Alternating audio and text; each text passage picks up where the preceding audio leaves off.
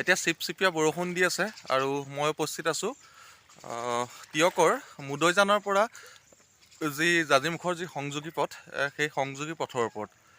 ইতিমধ্যে গোটেই এলেকাটো বানত বুৰ গৈ আছে।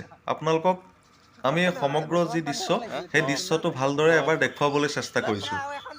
আজি আপোনালোকক দেখুৱাম আচলতে বানাক্ৰান্ত অঞ্চলত যি ৰাইজ বা বানাক্ৰান্ত অঞ্চলৰ যি ৰাইজ, সেই ৰাইজে কিমান কষ্টৰে জীৱন যাপন কৰিবলগীয়া হয়।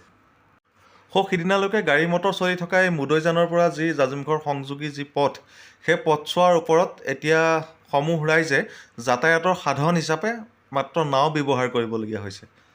চাৰিওফালে পানী, অথচ এতিয়া খোৱা পানীৰ ইয়াত খুবেই বেছি অভাৱ, নাইবা খোৱা বস্তুৰো খুব অভাৱ।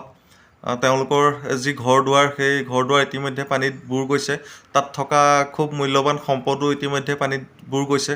তেওঁলোকে কিছুমান বস্তু নিৰাপদ স্থানলৈ নিবলৈ যদিও সক্ষম হৈছে, কিন্তু কিছুমান বস্তু এতিয়াও সেই ঘৰবিলাকৰ ভিতৰতে পৰি আছে।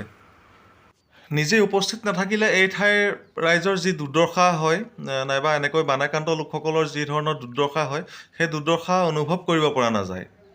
ধুনীয়াকৈ সজাই লোৱা সপোনৰ ঘৰখন যেতিয়া এনেকৈ বলীয়া বানে আহি ভাঙি চুৰমাৰ কৰি থৈ গুচি যায়, তাৰ আচলতে অনুভৱটো কেনেকুৱা হয় সেইটো একমাত্ৰ ভুক্তভোগীজনেহে জানে।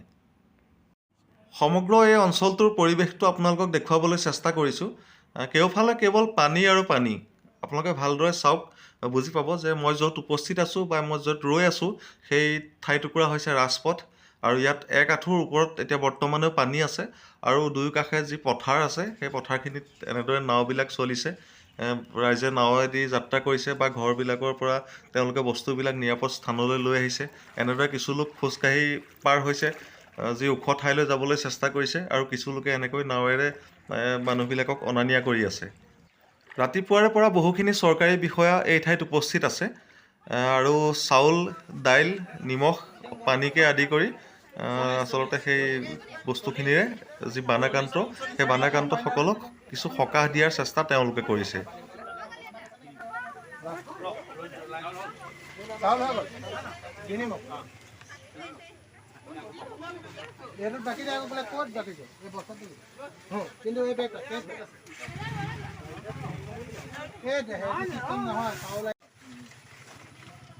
মানুহৰ প্ৰতি দিবলৈ হ'লে পোৱা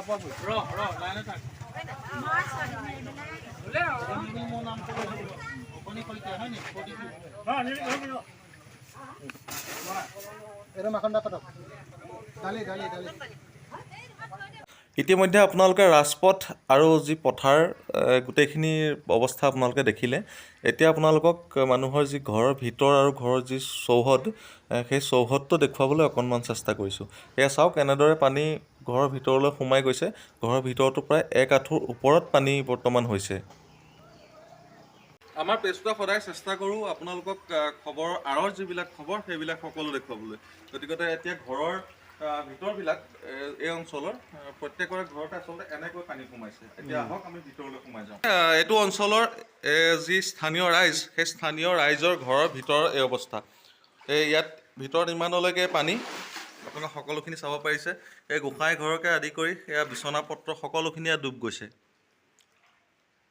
যেতিয়ালৈকে আপোনালোকে বানাক্ৰান্ত নাইবা বানপীড়িত যি ৰাইজ, সেই ৰাইজৰ ঘৰবিলাকৰ ভিতৰত যেতিয়ালৈকে প্ৰৱেশ নকৰে, তেতিয়ালৈকে আচলতে এই সঁচা ছবিখন কেতিয়াও দেখিবলৈ নাপায়। এয়া চাওক, কেনেদৰে বিচনাৰ ওপৰত এনেকৈ আচবাববিলাক উঠাই থোৱা আছে। এটা ধুনীয়া প্ৰকাণ্ড এটা ঘৰ কিমান ধুনীয়াকৈ সজাই থোৱা আছিল, কিন্তু এই এতিয়া হৈ থকা মুষলধাৰ বৰষুণ আৰু য'ত ত'ত যিয়ে মথাউৰি বান্ধ ছিগিছে নাইবা মথাউৰি ছিগিছে, সেই মথাউৰি ছিগাৰ ফলত যি বানপানী হৈছে, সেই বানপানীয়ে আচলতে যোৰহাটবাসী ৰাইজক এনেকৈ বৰ বেয়াকৈ ক্ষতি সাধন কৰিছে। যাৰ আচলতে ঘৰৰ কাষত এনেকৈ ওখকৈ ভঁৰাল ঘৰ আছে, একেবাৰে ঘৰটো নিচেই কাষতে নাইবা ধৰি লওক অইন ঠাইত হ'লেও, তেওঁলোকে আচলতে এতিয়া বৰ্তমান এই ভঁৰাল ঘৰত আশ্ৰয় ল'ব লগা হৈছে। আৰু যিসকলৰ এনেকৈ ওখ ভঁৰাল ঘৰ নাই, সেই বানপীড়িত লোকসকলে টালি টোপোলা বান্ধি আন ঠাইলৈ গুচি যাব লগা হৈছে। ইয়াত কোনো এতিয়ালৈকে চৰকাৰী বা বেচৰকাৰী তেনেকুৱা কোনো শিবিৰৰ ব্যৱস্থা হোৱা নাই যিহেতু, গতিকে সেই পশুধনসহ তেওঁলোকে ৰাস্তাই ঘাটে এই এনেদৰে আপোনাক দেখাইছোঁ গোটেই দৃশ্যটো। এনেদৰে তেখেতসকলে গৰু গাইবিলাক ৰাস্তাত বান্ধি য'ত পানী হোৱা নাই বা যি ৰাস্তাৰ যি ঠাইত পানী উঠা নাই সেই ঠাইত এনেকৈ গৰু ছাগলীখিনি বান্ধি তেওঁলোকে নিজে এনেকৈ ভঁৰাল ঘৰৰ ভিতৰত আশ্ৰয় ল'বলগীয়া হৈছে। আপোনালোকক সামগ্ৰিক পৰিৱেশটোৰ ভিতৰত দেখাইছোঁ কেনেদৰে আচলতে বানপীড়িত লোকসকলে এই দিনকেইটাত কিদৰে থাকিব লগা হয় বা কিদৰে ভাত বনাই তেওঁলোকে নিজে খাবলগীয়া হয় সেইটো আপোনালোকক দেখাইছোঁ। এয়া চাওক, এই এনেধৰণৰ অৱস্থা। এই বানপীড়িত যি ঠাই সেই ঠাইত যদি এখন সম্ভ্ৰান্ত পৰিয়ালৰ সদস্যও হয় তেতিয়াও কিন্তু এই সময়ছোৱাত এনেদৰে থাকিব লগা অৱস্থা হয়। বানপীড়িত ৰাইজৰ যি ঘৰৰ যি বাৰীৰ পৰিৱেশ, য'ত পশুধন থোৱা হয় বা য'ত পশুধন থাকে সেই ঠাইৰ যি অৱস্থা, সেই অৱস্থাটো চাওক আৰু ঘৰৰ চৌপাশটো চাওক। তেতিয়া আচলতে অনুমান কৰিব পাৰিব যে যেতিয়া বান আহে সেই যি ঠাইত বান আহে বা সেই বানপীড়িত লোক যিসকল সেইসকলৰ আচলতে অৱস্থাটো কেনেকুৱা হয়।